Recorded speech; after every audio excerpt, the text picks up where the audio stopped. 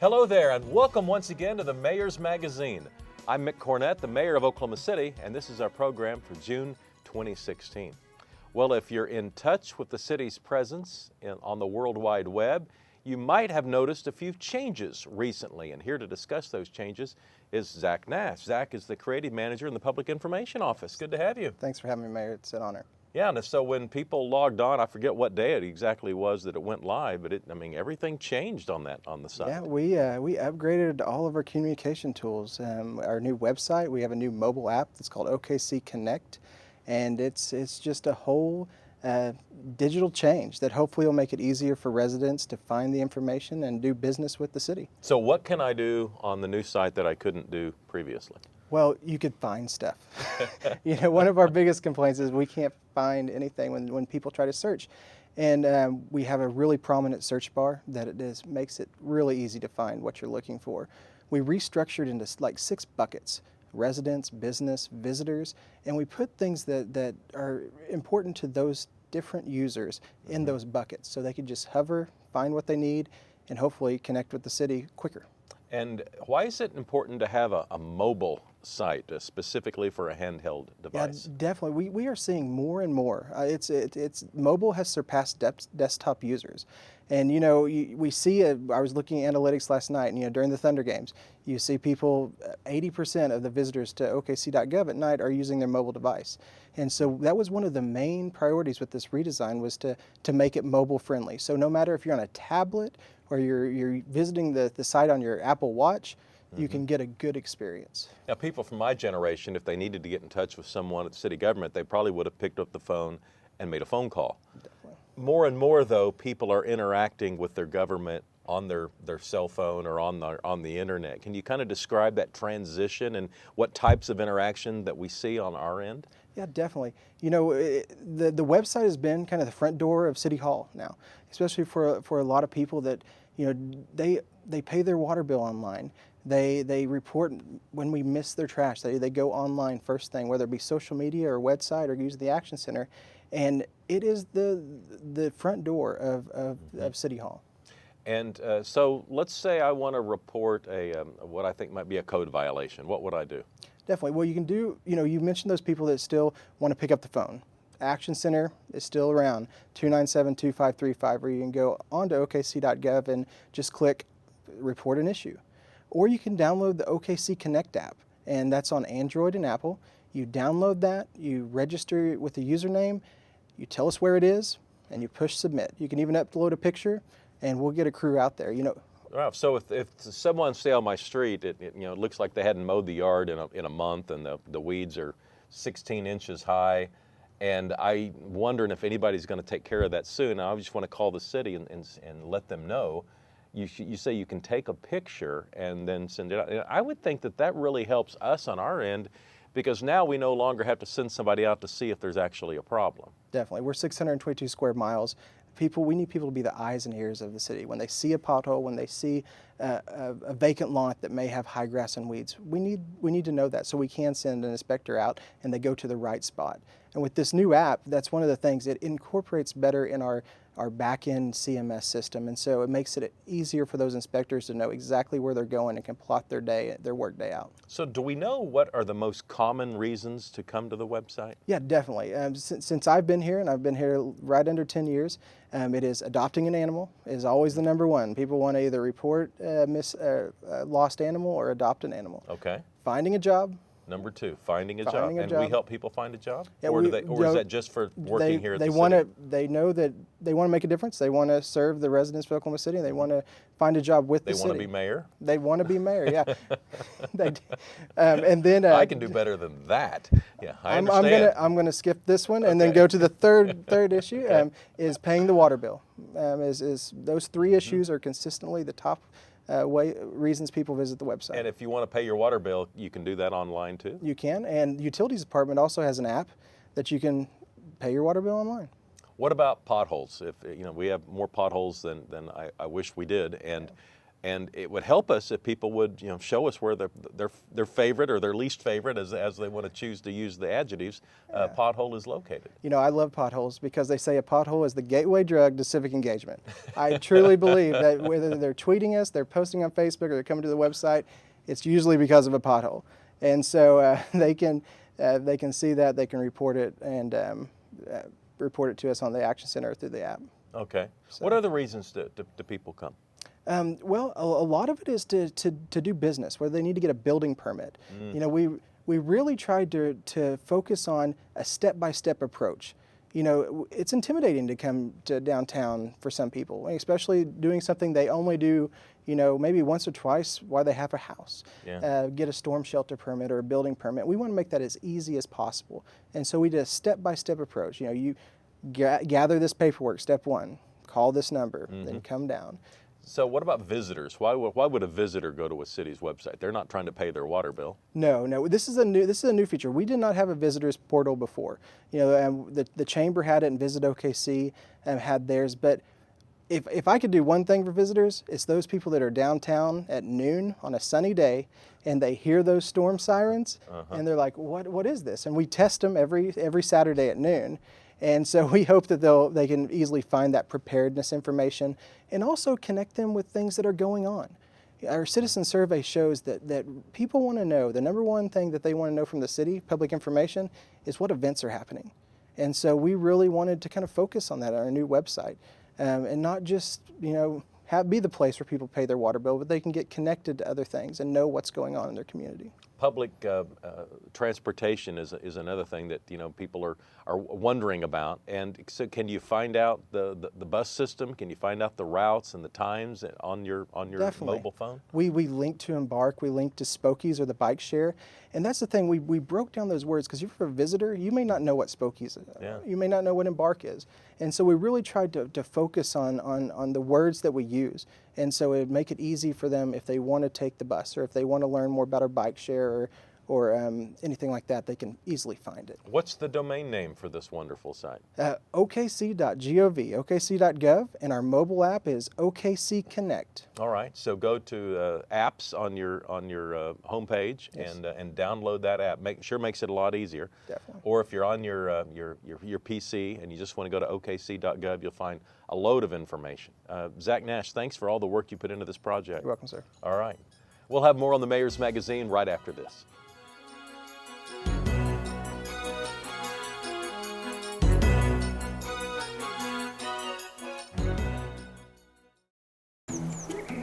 Peak travel season is upon us. We're all in this line together. Wear shoes that are easy to remove. Skip the bling. It makes metal detectors ring. Make sure all liquids, lotions, and potions fit into that quart-sized bag. How quickly we get through depends on you. Arrive early and travel smart with Will Rogers World Airport.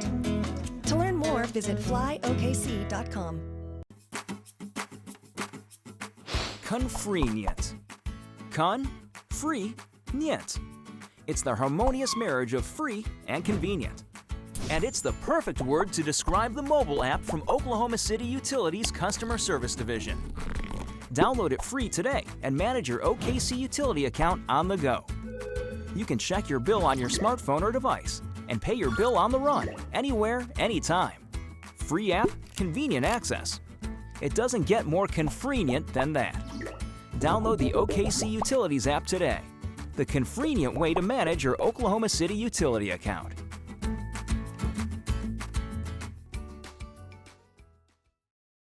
Down here. That dog has a thirsty look in his eye. Did you know that it's really not that hard to save water? Excuse me, spraying me on the streets like putting me down the drain. In the heat of the day, I disappear before I can help. So, water after bedtime? Hey, we're in a drought, which means I'm kind of a big deal. So save me. Really, save me!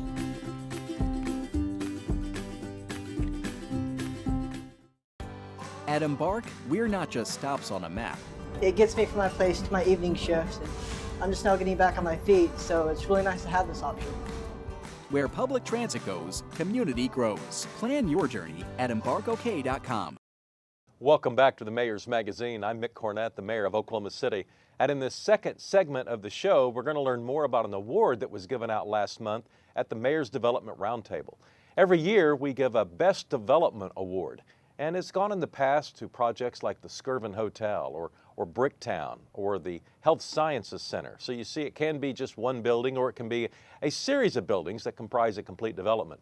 Well, that was the case last month when we awarded the Uptown 23 district as the winner of the Mayor's Development Roundtable's Development of the Year Award. And Christina Chicoraske is here, and she was there to accept the award and joins us here on the Mayor's Magazine. Thank Good you to see so you. much. Thank you. I always like to give some background on our guests. So, so tell us where you came from. Well, I originally grew up in Cleveland, Oklahoma, so it's right on the Arkansas River in northeastern Oklahoma. But I came to Oklahoma City because I attended OCU, and then I stayed. Tom McDaniel convinced me to work there when he was president, and so I stayed for about 7 years. And then Uptown 23rd scooped me up to be their executive director. And so, what is an executive director of a district? What does that person do? Because that's not a job that really existed, 50 years ago. Right. It's kind of a new Not deal. even 10 years ago, Yeah, really. that's probably right. Jane Jenkins is the one who pioneered that for us. So I kind of do everything, but then at the same time, nothing at the same time. So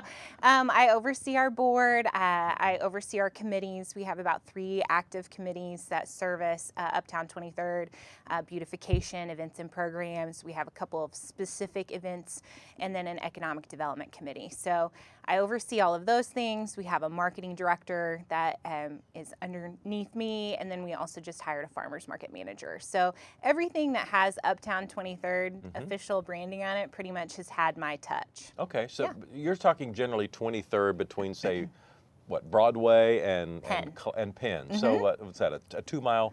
It's stretch. about 2.5 miles, which is quite large for a district. How many businesses support the district? We have about 100 business members. Wow. Yeah, so we wish we always want more. There's about 240 active businesses in kind of our jurisdiction, and so of course we would love to have many more participate in being members in the district. But yeah, we have about 100 right now, which is great. You're too young to have experienced much of it, but that part of the city has a lot of great history. Can you kind of remind people of some of the historic elements of it? A really cool thing that we are actually in the middle of right now is we're partnering with Oklahoma City University, and they have an honors class, a freshman comp class, and these students, we go out into 23rd Street in our neighborhoods, and they're taking a photo history, oral stories, oral history, along with kind of looking at what has made the district and its neighborhoods, and what is that history. So Overholser, the Skirvins, the Classens, all of those people that made our neighborhood Uptown 23rd. So, I mean, we were the premier shopping district of Oklahoma City for the longest time. I mean, we were the northern border of downtown, really. I mean, walkable from Heritage Hills, Amesta Park, Jefferson Park, Paseo, and we still are that, and we're wanting to kind of bring that back, that retail. That, of course, we're known for our restaurants, and we've got some good entertainment spaces coming up, so we're really wanting to continue to be that place. But really, a lot of that history that was made in Oklahoma City and at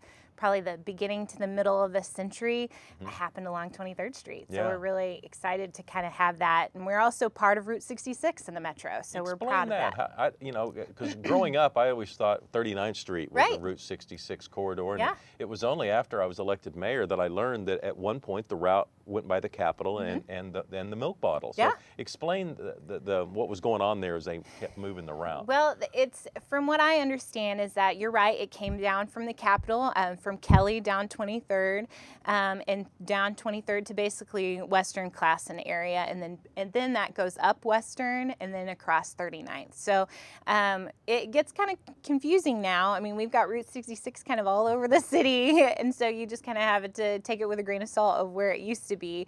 But for us, those were locations like the Tower, the Gold Dome, and the Milk Bottle. Those are really prominent locations along Route 66 for us. And so if you can imagine 23rd Street being, one lane each direction with diagonal parking and these big, huge Art Deco buildings with neon signs, it had to have been quite the location for people to come from out of town. I know my family traveled Route 66 a lot, so I know that was really the place to come in the 30s and the 40s. The Gold Dome Yeah. has a promising future. What's the latest on that? The latest is Natural Groceries is going to come and put a store in the Gold Dome, and we're really, really excited about bringing a grocery store this close to Uptown and Midtown and downtown. So we definitely have needed something to service our neighborhoods and be walkable to Heritage Hills, Gatewood, Mesta Park. So we're really excited about that Natural Grocers. And what goes on inside the milk bottle building? Well, right now it's a landscape architect firm. So they just moved in probably about 6 months ago. Before that, we had a cute little boutique from Guthrie that sat there for a while, the Prairie Gothic. So we're really excited to kind of have it as more of an office space and more of a, when they bring clients in, they can kind of see their architectural designs. So it's kind of really cool to get somebody in there that is just kind of hanging out in it every day and watching the class and traffic drive by. And the theater has been closed for a long time, but now all of a sudden that's back open. What's going on in that building? It will be back up. Yep, the Tower Theater, we're really excited about that. Not only is it going to be a theater in terms of for live productions, but also be able to host shows, so like plays and musicals. There is a pit, and there should be room for about 900 to 1,100 people in that venue. We've got office space upstairs on the second floor, and then along 23rd Street, there's actually 3 retail spaces that are going to be filled. We've got at least one bar. The Bunker Club is going in from the people, from the fine folks of the Pump. They're going to open a second establishment right around the corner, and then we've got a couple of other things coming in. So. East of 23rd, there's been a number of businesses that have taken older houses and turned them into retail and restaurants. Talk about some of those success stories. Yeah, we, well, right now at 23rd and Robinson, so many people, if they're familiar with the Uptown corner, know that kind of was blighted. I mean, that's a bus stop, and it really had some unseemly characters at that corner, and so we're really excited that Ben Sellers and his group, who also have the Tower, also have the Mesta building where Pizza 23 is. They have refurbished those. Some of them are 6plexes and one is a 4plex. And so with retail and office space on the bottom and then living on the top. So we're really excited to activate that corner with some people living on it and then also with some businesses. So we're excited about that. So I assume that you're going to have some events to kind of call your own. What events do we have this summer? Yeah, this summer, it kicked off in May. We're really excited about the Uptown Farmers Market is returning this year. This year we'll be doing the first and third Sundays in the month, which means we're doubling our presence in terms of a farmers market. So we're excited to bring people down. We're on North Walker between 23rd and 25th on Sundays from 10 to 2.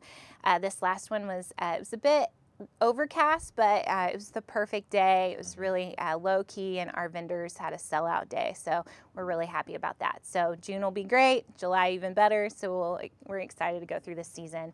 We're working on a couple of Route 66 things for the next couple of months. We are hoping to do a car show on Father's Day, so we're excited about that.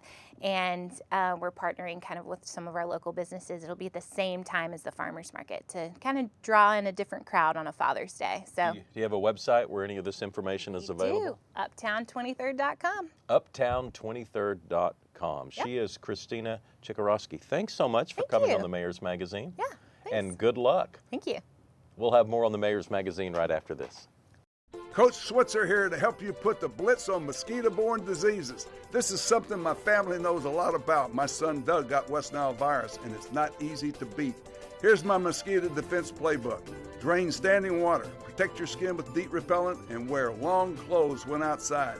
Make sure your window screens are in good shape. Join the team. Report stagnant water to Oklahoma City and City County Health.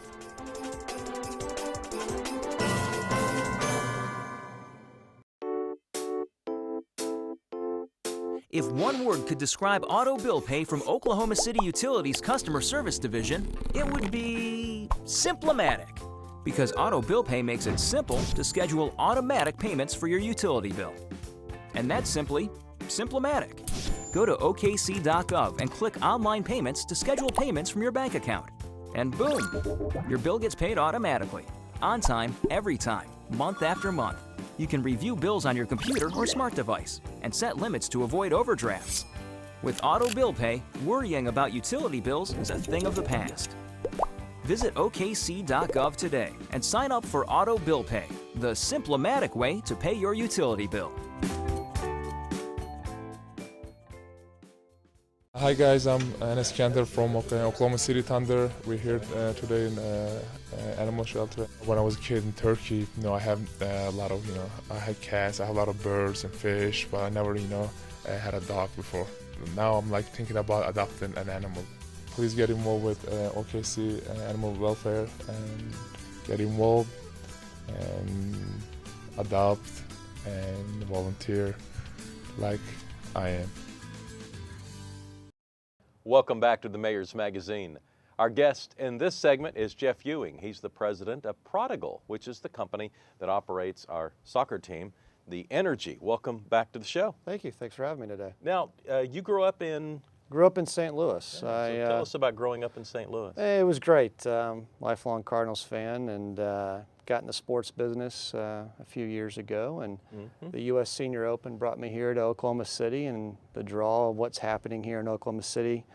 I wanted to stay, and I got the opportunity to do that with the Funk and McLaughlin families, with Prodigal and the Energy. And sports marketing is kind of a hot area to be employed in. So tell us what your job consists of. Well, it on a daily basis it changes, but we're working to build a great team for Oklahoma City with our soccer team, and simultaneously we're working on bringing great events like PBR and OKC Fest and all those many different things that our citizens want and expect from a quality life standpoint. Yeah, and of course you got to have advertising dollars and a large group of people. How many people on your staff? We have about 50 that work with us on a daily basis, and some of them are primarily focused on the Energy, and some of them are out and about growing great events for Oklahoma City. Yeah, and creating revenue, creating inventory for you to get out and sell. Absolutely.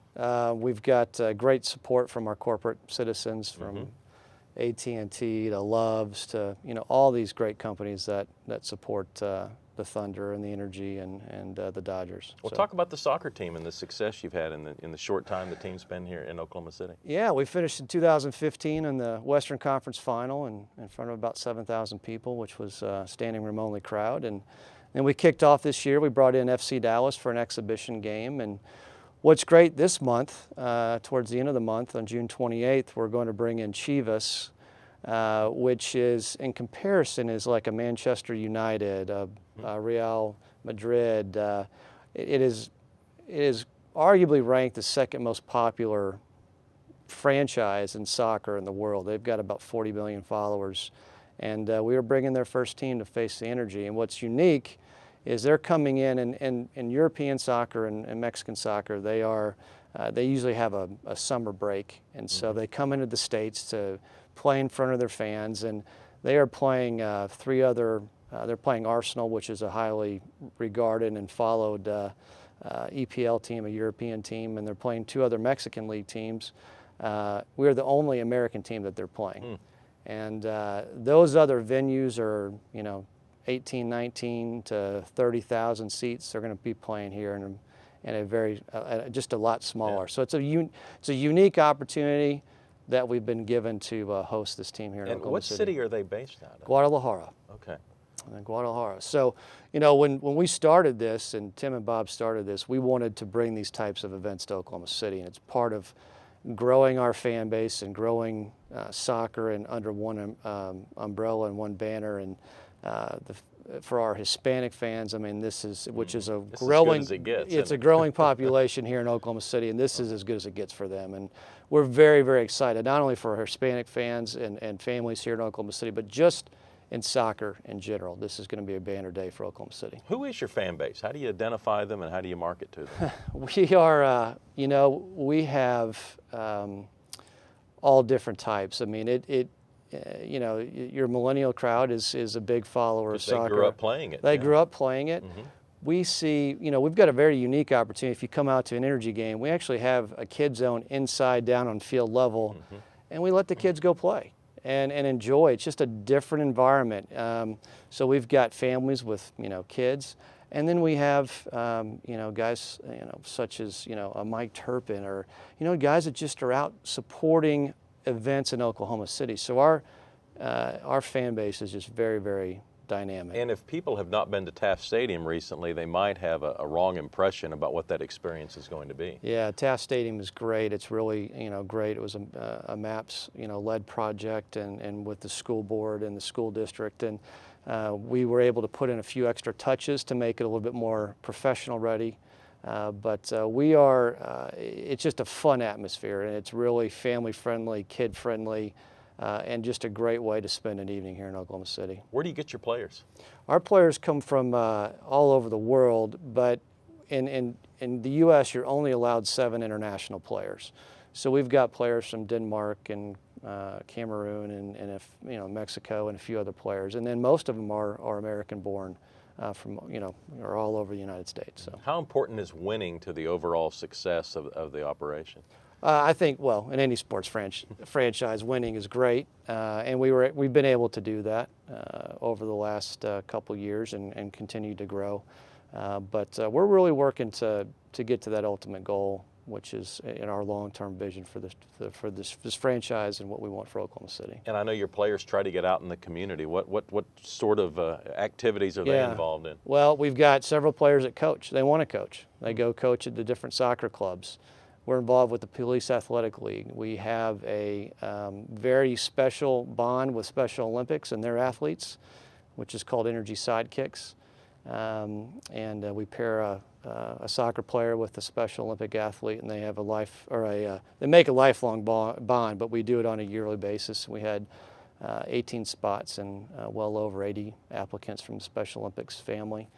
And so we do that, and then we work with OCCHD. We've got a great opportunity with our training facility there, and we're working to plan some future community-based events.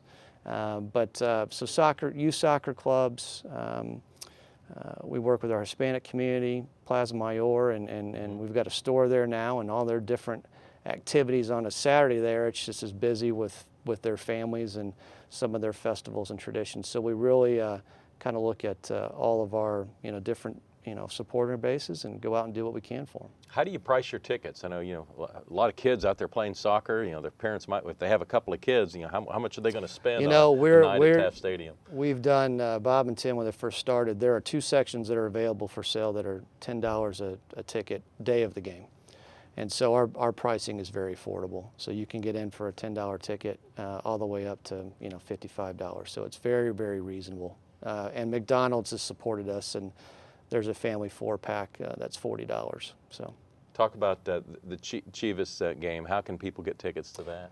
EnergyFC.com or 235-KICK. Tickets are going fast, as you would expect. People have come out of the woodworks. We've had calls from Dallas, we've had calls from Arkansas, we've had calls from Kansas. This is the only time they're coming and playing in the region, and they've never been to Oklahoma. So you better get your tickets now because you may not have an opportunity. I hope people understand that this is a win for Oklahoma City from a event standpoint, from a soccer standpoint, and from an image standpoint.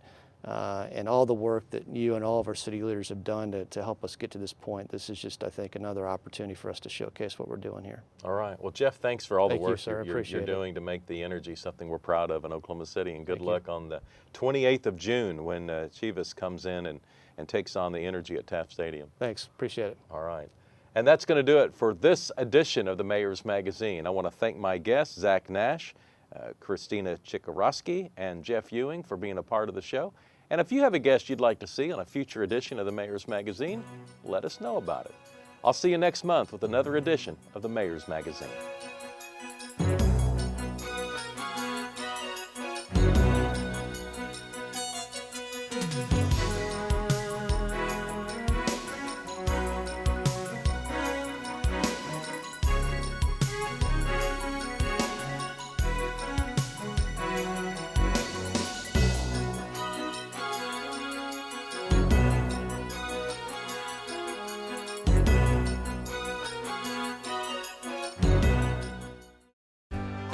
At Embark, we're not just stops on a map or collection of random people. We are a community connected. Since I usually don't get off till around 11, having this late night route is really a stress reliever for me.